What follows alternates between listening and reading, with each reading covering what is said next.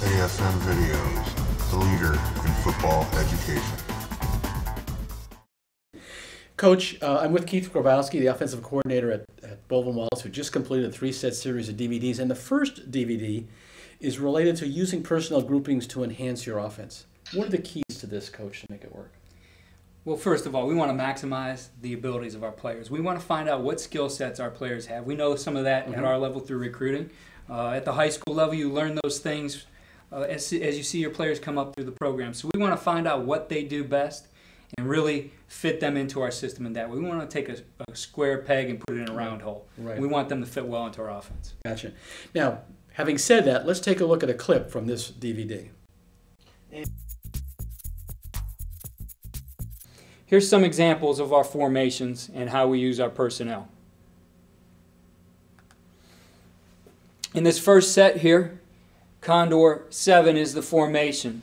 And just to backtrack and explain how our grouping works, what we've come up with in our system is what we call a surface. And a surface would just be these three players, X, Y, and Z, or his sub. And in this case, W or Wolf is subbing for the Z.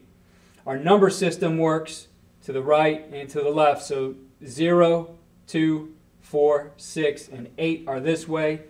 1, 3, 5, 7, and 9 are this way for our players who adjust. And primarily that's our J. So we have a Condor 7 as the formation.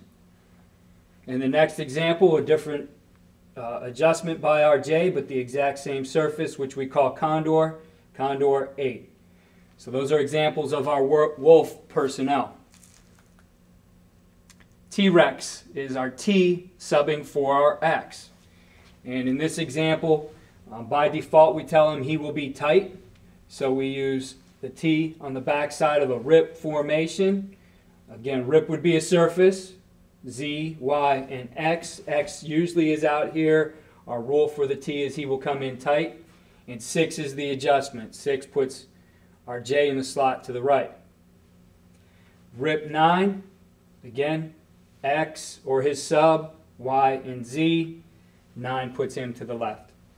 That was a terrific clip. Let's go now to the second DVD, Keith. The title is Attacking the Perimeter with the Pin and Pull Sweep. Tell us a little about this pin and pull sweep.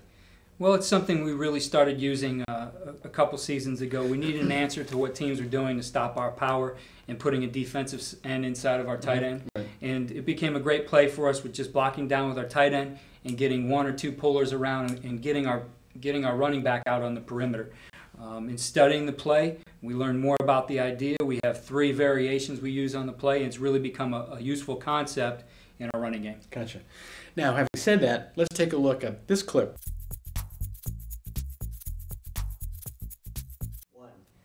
Since the first use of our play in 2010, we've refined and defined exactly what the package would be. For us, it started with an objective. We want to attack the 7-technique player. We want to get them to move to a 9-technique and be able to run our power play. The components of the sweep package are as follows. We want to set a wall in the box with an anchor and additional players to wall. So we have some variations that we'll show you on the play. We want to kick out force with a puller.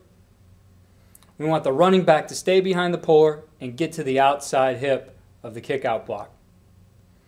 And we want to cut off all backside pursuit of linebackers.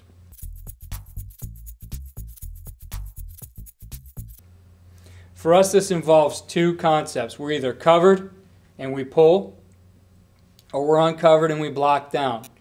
A very simple definition: if the player is an outside shade to head up, we're considered covered and we will pull. If he's an inside shade or there is no one covering us up, we're going to block down on the next inside defender. Let's take a look at the down block and the pull. An uncovered player has a down block, so if the play direction is going to right, anybody who's an inside shade, or if there is no one over him at all, his rule will be to down block. On our down block, we want to have a high inside leg, which I'll show you on video in a minute, and attack the play side number. We want to take away the space between blockers and deny penetration, keep him from playing over the top. So we want the down block to be right here and upfield to keep him from going over the top. If he reads it and tries to get over the top, we want to turn it into a base drive block, and we're getting our hat on the outside number. Now, a lot of people think of a traditional down block as that he's just taking that angle directly down at him, but we will step with that inside leg, get a high leg, and try to drive him up the field. It helps us, too, if he tries to play over the top, that we can have a heavy outside hand and keep him from getting upfield or across to make a play. Here is our puller. So if the play is going to the right, he's going to skip pull for depth. We'll have the down block right here, which is going to take away any color in the space. We want to eliminate that. So at some point you're going to see these two guys overlapping rather than being color right here and allowing him penetration. He's going to throw his back leg behind and get his hat on the outside number. Our first puller will kick out force, and as soon as he gets around the tight end, he's going to press up the field and use a double under hands low, bringing the hips underneath. For our guys, we tell them that high hands are going to be him leaning on a player, that we want those hands to come on from underneath and bring his hips with him. The second puller pulls for the declared linebacker, which is the Mike. Our guest has been Keith Grabowski, the offensive coordinator at Baldwin-Wallace College, and he just completed a 3-set series of DVDs, which will be available soon at afmvideos.com. And don't forget to check out Coach Grabowski's 5-set series that he completed last May, Simplifying Complex Offensive Schemes. Coach, thanks for being with us. Thanks for having me.